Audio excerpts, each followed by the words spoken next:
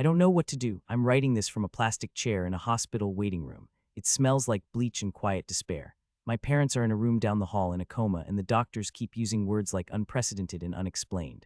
But I know what happened. I was there. I watched it happen. And the worst part, the part that is hollowing me out from the inside, is that I think I could have stopped it sooner. My life, up until a week ago, was unremarkable. Predictable even, I'm 18, freshly released from the soul-crushing marathon of high school final exams. Havenwood, Oregon wasn't exactly a hotbed of excitement.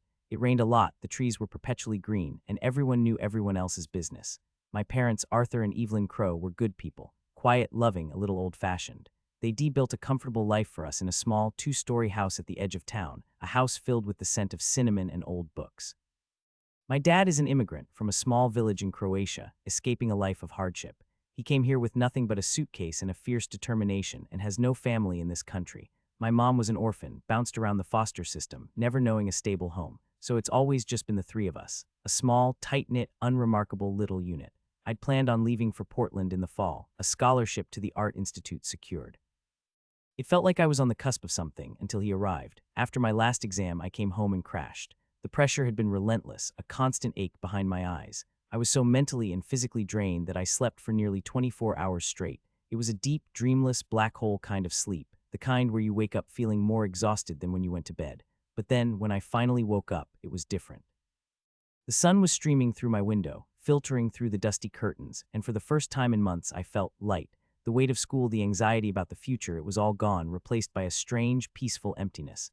I felt free, untethered, a blank canvas. I went downstairs to the kitchen, expecting to find my mom making coffee, the house smelling of toast and the comfortable quiet of a Saturday morning. My parents were there, but they weren't alone. Sitting at our small kitchen table in my chair was a man I had never seen before. He wasn't just unfamiliar, he felt wrong. Like a glitch in reality, a misplaced piece in a puzzle that shouldn't exist. He was maybe in his mid-30s.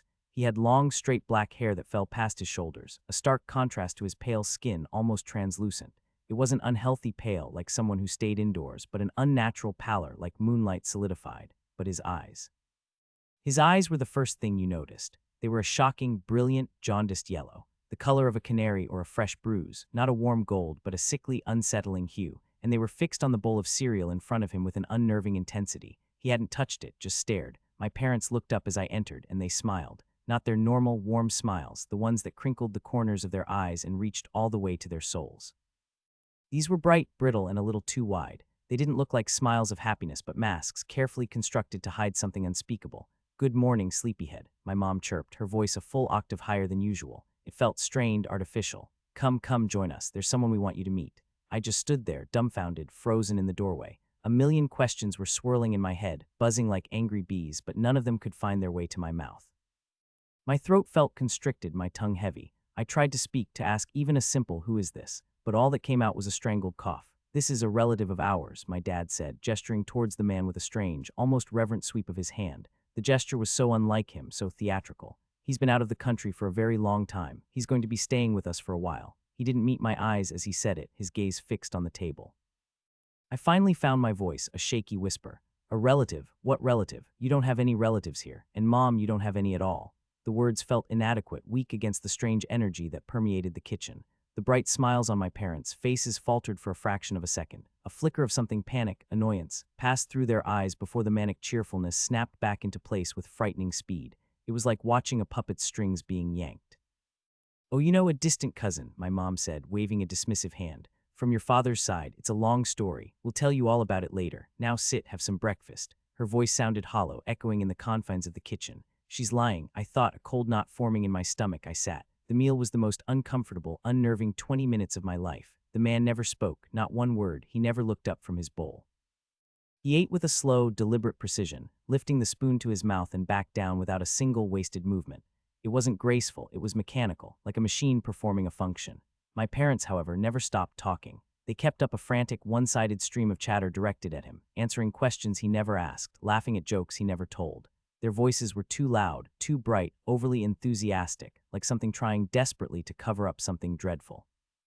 "The weather is lovely today, isn't it?" my mom said to him. "You always did love the sun." She glanced at me nervously after saying it, a fleeting look of pleading in her eyes. "We'll have to take you to the park later," my dad added, "just like old times." He winked at the man, a small, forced gesture. Old times, what old times? It was like they were reading from a script, or like they were hearing a conversation that I couldn't. It was insane. My cereal went cold, untouched. I pushed it around with my spoon, feeling a growing sense of dread. Later that day, when I managed to get my dad alone in the garage, I pressed him. Dad, seriously, who is that guy? Where did he come from? The garage smelled of gasoline and motor oil, a comforting smell that did little to calm my nerves. My father's face went cold. The forced cheerfulness vanished, replaced by a stern, hard mask I hadn't seen since I was a little kid who had broken a rule. His eyes, usually warm and kind, were flat and unreadable. His name is not your concern, he said, his voice low and flat, devoid of emotion. He is our guest. You will treat him with respect. You will not ask any more questions. This is not up for discussion. His grip tightened on the wrench he was holding as he spoke, and that was it. The conversation was over. He turned back to the engine he was working on, dismissing me like a child. The first few days were a masterclass in quiet, creeping dread. The man remained a silent, unnerving presence in our home. He never spoke a word, not one. I tried once. I found him alone in the living room, just standing in the center of the room, staring at a blank wall. He was motionless, like a statue carved from ice. Look, I said, my voice shaking slightly. I don't know who you are or what you're doing here, but this is my home, and I never got to finish. My parents appeared in the doorway as if summoned from thin air. They moved with a strange, unnatural synchronicity, their eyes fixed on me with a cold, accusing stare. Be rude to our guest, my mother snapped, her voice sharp with a panic I didn't understand. It was like she was afraid of this man, terrified of displeasing him. He is family, apologize. I just stared at them, then at the silent man with the yellow eyes, and I retreated to my room defeated. What's happening to them? I wondered, my mind racing. He's changing them. The house started to feel less like my home and more like a temple dedicated to this silent, creepy stranger. The power dynamic shifted in ways that were both subtle and terrifying. At dinner, my mother would serve his plate first, carefully arranging the food as if preparing a sacred offering, and then we would all have to wait. We weren't allowed to take a single bite until he had finished his entire meal, which he always ate with the same slow, methodical pace, never once meeting our eyes. Only when his plate was clean were we permitted to eat our own, now cold, food. Then we were forbidden from speaking to him directly. If you have something to say, you say it to us, my dad instructed, his face grim. We will relay the message. It was absurd. He was sitting right there, just a few feet away. But I saw the look in my father's eyes. It was not a suggestion. It was a commandment, and they followed it without question. The worst part was the locked room. It was the spare bedroom upstairs, the one we used for storage. They cleared it out for him. It felt like they'd stripped it bare, removing anything that might offend him, anything that might be unworthy. And they started spending hours in there with him, the door locked from the inside. My mom would take him a tray of food, a strange, bland concoction that I didn't recognize, and then she and my dad would go in with him, and they wouldn't come out until long after dark. Sounds would drift from behind the door, muffled chanting, rhythmic whispering, a strange, almost musical hum. I couldn't stand it. The mystery was eating me alive, gnawing at my sanity. I had to know what was happening in there. Last night, I did something I probably shouldn't have. I waited until they were all in the room. I crept up the stairs, my heart a frantic drum against my ribs, each beat echoing in the oppressive silence.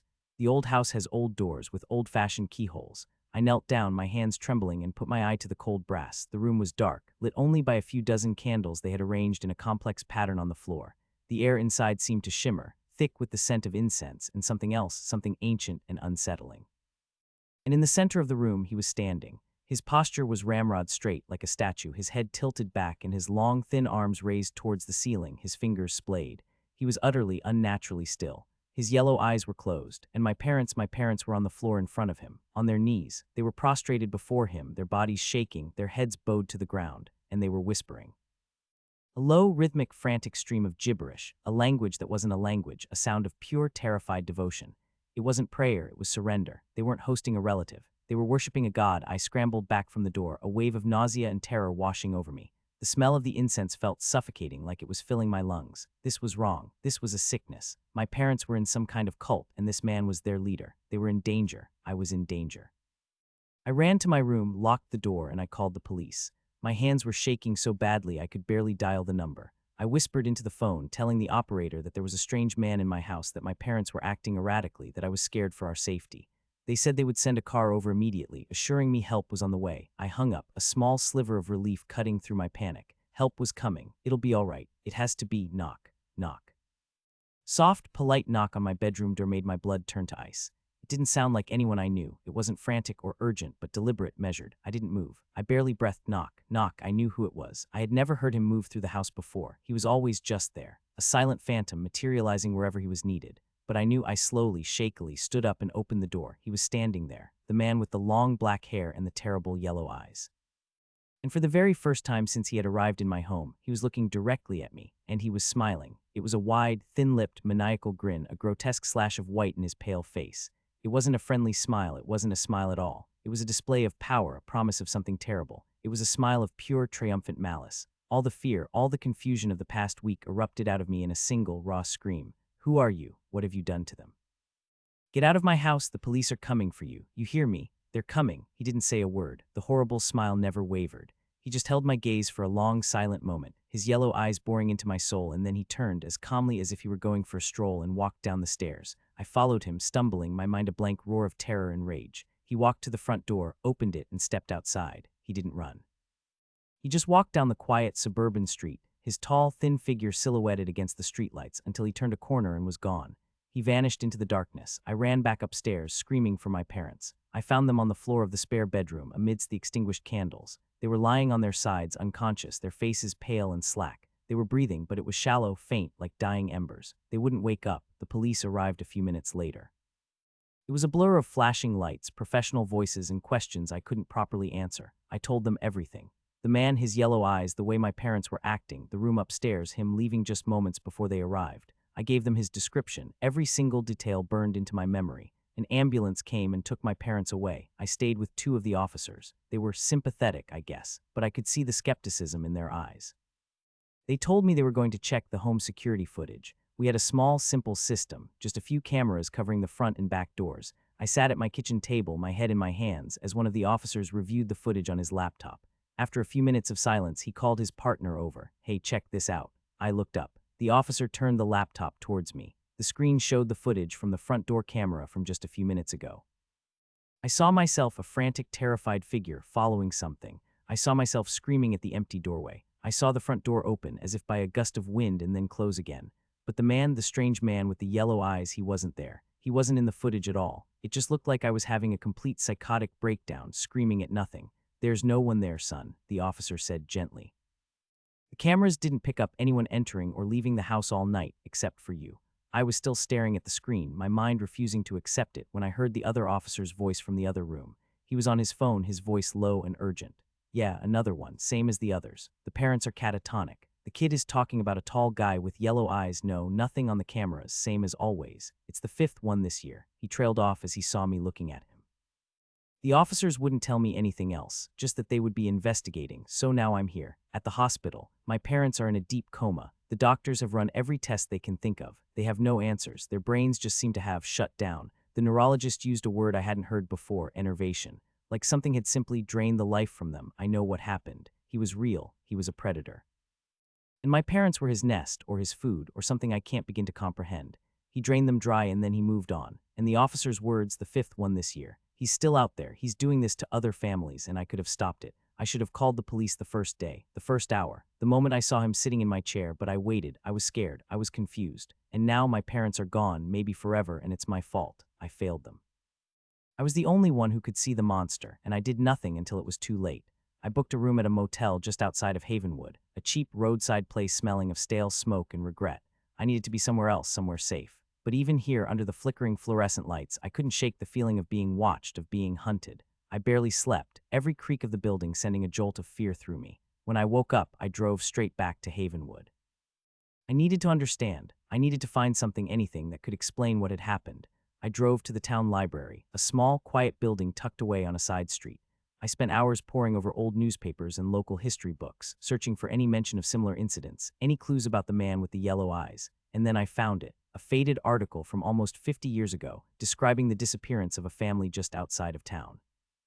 The details were unsettlingly familiar. The parents were found in a catatonic state, their minds empty. The children were never found. And then a handwritten note at the bottom of the article, scrawled in shaky ink. He comes when they forget. Forget what? The answer I knew was hidden somewhere in the forgotten corners of Havenwood's history. I went back to the library the next day and the next, driven by a desperate need to understand. Old town records spoke of a local legend, a dark entity worshipped by a secretive cult centuries ago, a being of immense power who fed on the faith and devotion of its followers, a being with eyes like molten gold. Yellow, I realized, my blood running cold. The cult had been suppressed long ago, driven into the shadows. But what if it hadn't died? What if it had simply been waiting? I looked back to the hospital. My parents were still unresponsive, their bodies slowly deteriorating.